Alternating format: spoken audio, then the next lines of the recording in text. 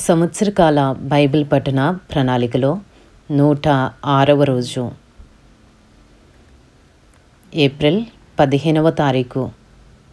ఈనాటి భాగంలో 3 అధ్యాయములు పరిశుద్ధ గ్రంథములోని పాత నిబంధన గ్రంథము నుండి నిర్గమాకాండము 7వ అధ్యాయము, 8వ అధ్యాయము మరియు 9వ అధ్యాయము. ఈనాటి భాగములోని 3 అధ్యాయములలో మొదటి అధ్యాయము నిర్గమాకాండము 7వ అధ్యాయములో ఉన్న 24 వచనములు. కాగా యెహోవా మోషేతో ఇట్లనెను, ఇదిగో నిన్ను ఫరోకు దేవునిగా నియమించితిని, నీ అన్న అహరోను నీకు ప్రవక్తగా ఉండును. నేను నీకు ఆజ్ఞాపించినది యావత్తు నీవు పలుకవలెను. ఫరో తన దేశములో నుండి ఇశ్రాయేలీయులను పోనీయవలెనని నీ అన్నయైన అహరోను అతనితో చెప్పును. అయితే నేను ఫరో హృదయమును కఠినపరచి ఐగుప్తు దేశములో నా సూచక క్రియలను, నా మహత్ కార్యములను విస్తరింపచేసెదను. ఫరో మీ మాట వినడు గాని నేను నా చెయ్యి ఐగుప్తు మీద వేసి గొప్ప తీర్పుల చేత నా సేనలను, ఇశ్రాయేలీయులైన నా ప్రజలను ఐగుప్తు దేశములో నుండి వెలుపలికి రప్పించెదను. నేను ఐగుప్తు మీద నా చెయ్యి చాపి ఇశ్రాయేలీయులను వారి మధ్య నుండి రప్పింపగానే నేను యెహోవానని ఐగుప్తీయులు తెలుసుకొందురనెను. మోషే అహరోనులు యెహోవా తమకు ఆజ్ఞాపించినట్లు చేసిరి, అలాగుననే చేసిరి. వారు ఫరోతో మాట్లాడినప్పుడు మోషేకు 80 ఏండ్లు, అహరోను 83 ఏండ్లు. నిర్గమాకాండము 7వ అధ్యాయము 8వ వచనము నుండి.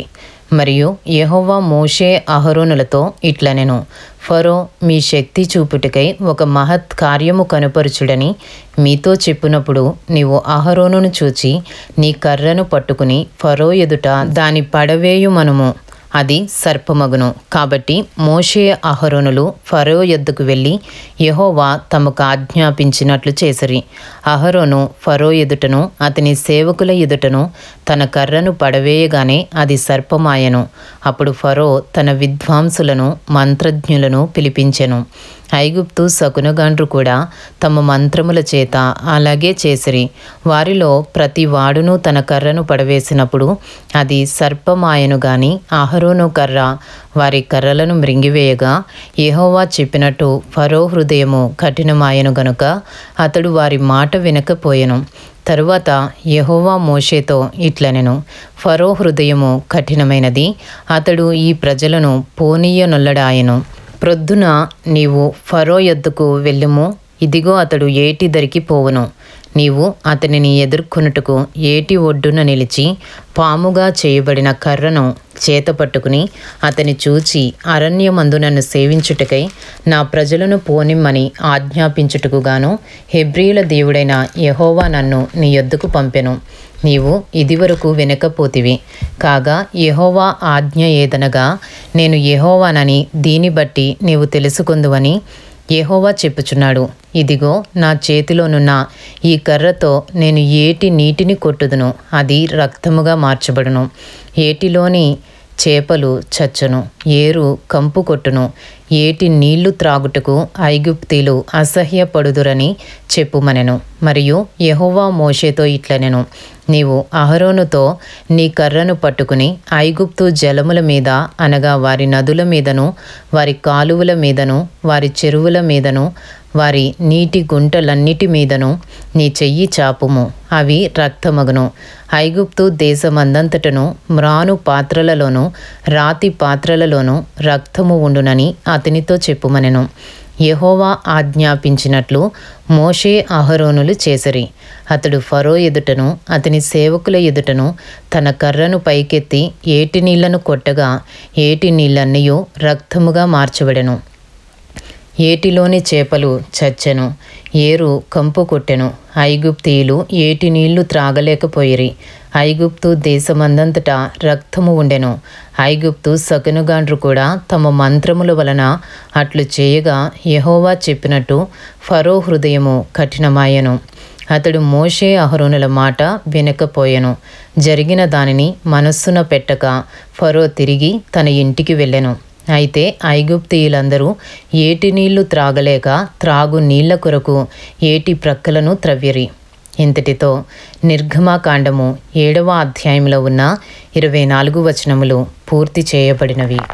ఈనాటి భాగంలోని 3 అధ్యాయములలో 2వ అధ్యాయము నిర్గమాకాండము 8వ అధ్యాయంలో ఉన్న 32 వచనములు.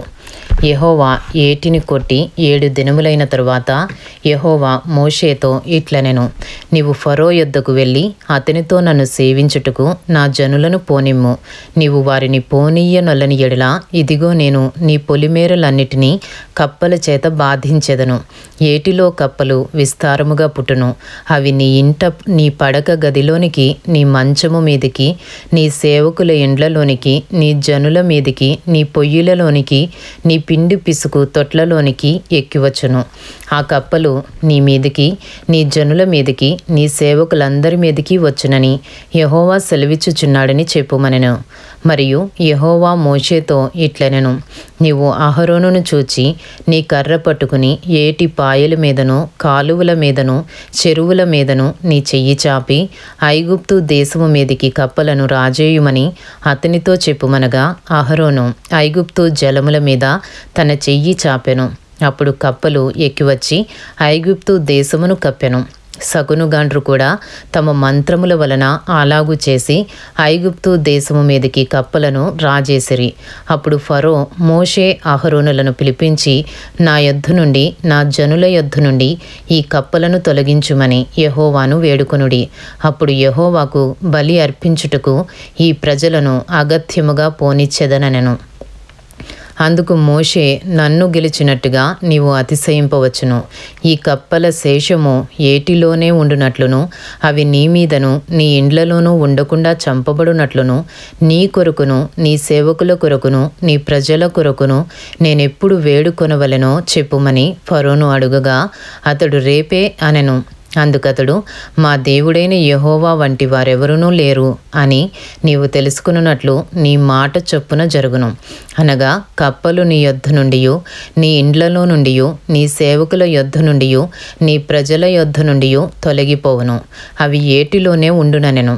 మోషే అహరోనులు ఫరో యొద్ద నుండి బయలు వెళ్ళినప్పుడు యెహోవా ఫరో మీదికి రాజేసిన కప్పల విషయంలో మోషే అతని కొరకు మొర్రపెట్టగా, యెహోవా మోషే మాట చొప్పున చేసెను. కనుక ఇండ్లలోనేమి, వెలుపలనేమి, పొలములలోనేమి కప్పలు ఉండకుండా చచ్చిపోయెను. జనులు వాటిని కుప్పలుగా వేసినప్పుడు భూమి కంపు కొట్టెను. వారు ఉపశమనము కలుగుట చూచి యెహోవా సెలవిచ్చినట్టు తన హృదయమును కఠినపరుచుకొని వారి మాట వినకపోయెను. నిర్గమాకాండము 8వ అధ్యాయము 16వ వచనము నుండి. అందుకు యెహోవా మోషేతో, నీవు నీ కర్ర చాపి ఈ దేశపు ధూళిని కొట్టుము. అది ఐగుప్తు దేశమందంతటను పేలగునని అహరోనుతో చెప్పుమనగా, వారు అట్లు చేసిరి. అహరోను తన కర్రను పట్టుకుని చెయ్యి చాపి ఆ దేశపు ధూళిని కొట్టినప్పుడు పేలు మనుష్యుల మీదను జంతువుల మీదను ఉండెను. ఐగుప్తు దేశమందంతటను ఆ దేశపు ధూళి అంతయు పేలాయెను. సగునగాండ్రు కూడా పేలను పుట్టించవలనని తమ మంత్రముల చేత అట్లు చేసిరి గాని అది వారి వలన కాకపోయెను. పేలు మనుషుల మీదను జంతువుల మీదను ఉండగా సగునగాండ్రు ఇది దైవశక్తి అని ఫరోతో చెప్పిరి. అయితే యెహోవా చెప్పినట్టు ఫరో హృదయము కఠినమాయెను. అతడు వారి మాట వినకపోయెను. కాబట్టి యెహోవా మోషేతో, నీవు ప్రొద్దున లేచి ఫరో ఎదుట నిలువుము. ఇదిగో అతడు ఏటి యొద్దకు పోవును. నీవు అతని చూచి, నన్ను సేవించుటకు నా ప్రజలను పోనిమ్ము. నీవు నా ప్రజలను పోనీయని ఎడల చూడుము, నేను నీ మీదికిని, నీ సేవకుల మీదికిని, నీ ప్రజల మీదికిని, నీ ఇండ్లలోనికిని ఈగల గుంపులను పంపెదను. ఐగుప్తీయుల ఇండ్లను, వారున్న ప్రదేశమును ఈగల గుంపులతో నిండియుండును. మరియు భూలోకములో నేనే యెహోవాను అని నీవు తెలుసుకున్నట్లు ఆ దినమున నేను నా ప్రజలు నివసించుచున్న గోషేను దేశమును వినాయించెదను. అక్కడ ఈగల గుంపులుండవు. నా ప్రజలను నీ ప్రజల నుండి ప్రత్యేకపరచెదను. రేపు ఈ సూచక క్రియ జరుగునని యెహోవా సెలవిచ్చినట్టు నీవు చెప్పవలెననెను. యెహోవా అలాగు చేసెను. బాధకరమైన ఈగల గుంపులు ఫరో ఇంటిలోనికిని అతని సేవకుల ఇండ్లలోనికి వచ్చి ఐగుప్తు దేశమంతటా వ్యాపించెను. ఆ దేశము ఈగల గుంపుల వలన చెడిపోయెను. అప్పుడు ఫరో మోషే అహరోనులను పిలిపించి, మీరు వెళ్ళి ఈ దేశములో మీ దేవునికి బలి అర్పించుడని వారితో చెప్పగా, మోషే అట్లు చేయతగదు, మా దేవుడైన యెహోవాకు మేము అర్పించవలసిన బలి ఐగుప్తీయులకు హేయము. ఇదిగో, మేము ఐగుప్తీయులకు హేయమైన బలిని వారి కన్నుల ఎదుట అర్పించిన యెడల వారు మమ్ము రాళ్లతో కొట్టి చంపుదురు కదా. మేము అరణ్యములోనికి 3 దినముల ప్రయాణమంత దూరము పోయి మా దేవుడైన యెహోవా మాకు సెలవిచ్చినట్లు ఆయనకు బలి అర్పించుదుమనెను. అందుకు ఫరో, మీరు అరణ్యములో మీ దేవుడైన యెహోవాకు బలి అర్పించుటకు మిమ్మును పోనిచ్చెదను గాని దూరము పోవద్దు, మరియు నా కొరకు వేడుకొనుడనెను. అందుకు మోషే, నేను మీ యొద్ద నుండి వెళ్ళి రేపు ఈ ఈగల గుంపులు ఫరో యొద్ద నుండియు అతని సేవకుల యొద్ద నుండియు అతని జనుల యొద్ద నుండియు తొలగిపోవునట్లు యెహోవాను వేడుకొందును గాని యెహోవాకు బలి అర్పించుటకు ఫరో జనులను పోనీయక ఇకను వంచన చేయకూడదని చెప్పి ఫరో యొద్ద నుండి బయలు వెళ్ళి యెహోవాను వేడుకొనెను. యెహోవా మోషే మాట చొప్పున చేయగా ఈగల గుంపులు ఫరో యొద్ద నుండియు అతని సేవకుల యొద్ద నుండియు అతని ప్రజల యొద్ద నుండియు తొలగిపోయెను. ఒక్కటి అయినను నిలువలేదు. అయితే ఫరో ఆ సమయము కూడా తన హృదయమును కఠినపరుచుకుని జనులను పోనీయడాయెను.